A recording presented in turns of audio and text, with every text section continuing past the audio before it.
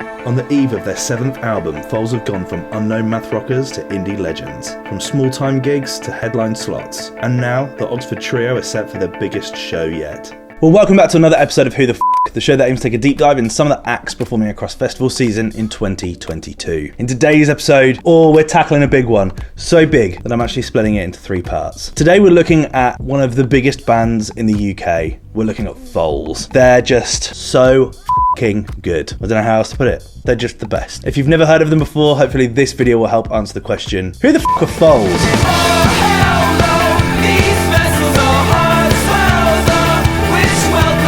Yanis, Jack and Jimmy are the 3 members that currently make up Foals. I'm Yanis from Foals. Previous members also include Andrew Mears, Walter Gervis and Edwin Congrave. They're from Oxford in the United Kingdom, genre-wise described as indie rock, alternative rock, dance, punk, art rock and math rock, which up until researching this video I'd never heard of before. Jack and Yanis had their start in music in the cult 3-piece math rock band the Edmund Fitzgerald. Their track Eli Crush was initially released on Truck Records as part of the 2003 Truck Festival compilation CD.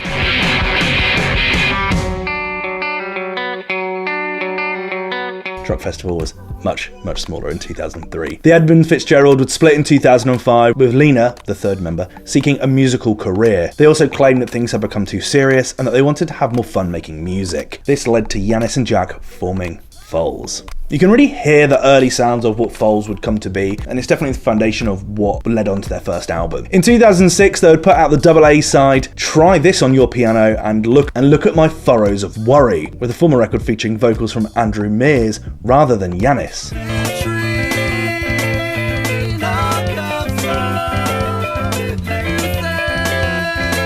They spent much of 2007 playing student unions up and down the country, supporting bands like the Mystery Jets and the Young Knives, remember the Young Knives? And even dates in London with JME. God, I loved that this whole time. The first single with vocals from Yanis would be the 2007 track Hummer. Hummer would go on to feature on the deluxe edition of their debut album and was used on the TV show Skins, depicting a brilliant late noughties new rave party.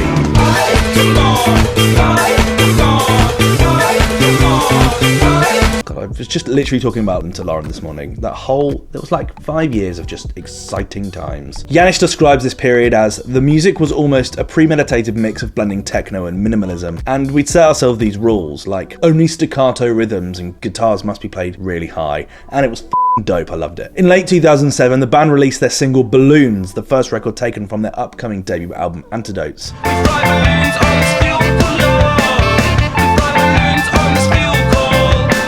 It was at this time that they would go on to support Block Party on some of their big dates across the UK, as well as their European dates. 7 years later, headlining Alexandra Palace themselves, they go on to remind everyone how they played to an almost empty room when they were here last supporting Block Party. In March 2008, the band released the iconic Cassius.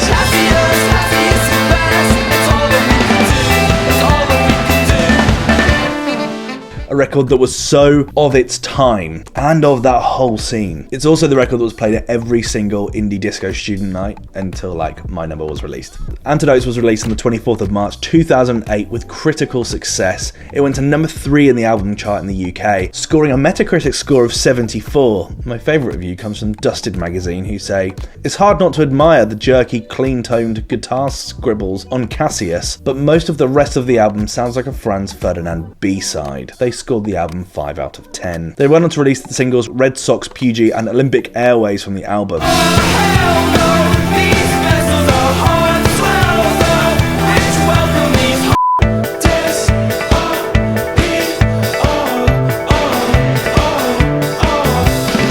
And it also featured the first song they ever wrote, the common set closer, Two Steps Twice. That's one step, two steps. That's two steps, I think you finish on 2 steps twice as well. I think that's really nice. It's always good that you finish on that one. First song we ever wrote. Yeah. Always. If we didn't finish on 2 steps twice, it'd be like not saying goodbye to somebody. That's what it means. Like. In August 2009, they would travel to Gothenburg, Sweden to record their sophomore album, with the band describing the record as sounding like tropical prog, like a dream of an eagle dying. In March 2010, the first track from the second album debuted on Zane Lowe's Radio 1 show, the Majestic, Spanish Sahara.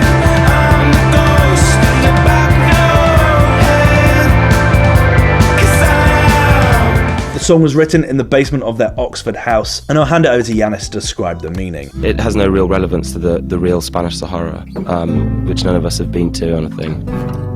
But it's kind of an imaginary place that's something that's quite nightmarish and ravaged. It's like a film still, like of some desolate landscape, and the whole song in a way is like getting over a trauma that you see there. But the trauma doesn't go away, and it multiplies from one into a bunch of Furies at the end, which was kind of to do with the Greek myths of the Furies, who would haunt families and generations. It went on to take the #1 spot at the NME Top 25 Songs of the Year in 2010, as well as winning the Best Song at the NME Awards in 2011. It also made it onto the Triple J Hottest 100 and got to number 98. What? Number 98? That's outrageous! Come on, Australia, you can be better than bloody 98. It's Spanish Sahara, it's amazing. Their second album, Total Life Forever, was released in May 2010 to raging critical success, bagging them their first Mercury Prize nomination. Also gained a Metacritic score of 78, the best review coming from AV Club stating, Total Life Forever is a bid to be less in your face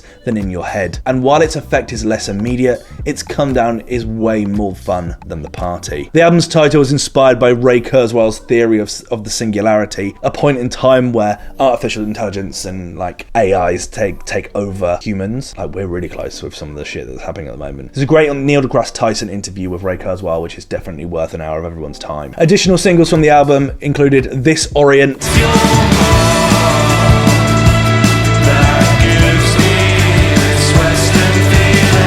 Miami,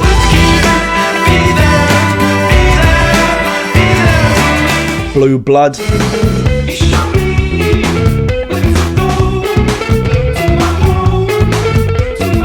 as well as their live staple Black Gold.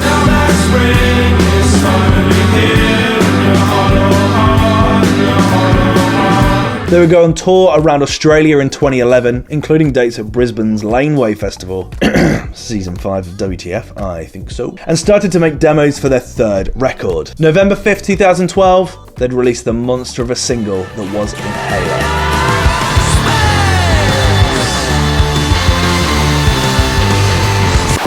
I'm going to wrap this up here. Inhaler for me was a real turning point in the chapter of Foals. It's a pivotal shift of their sound, and the following 4 records deserve their own attention.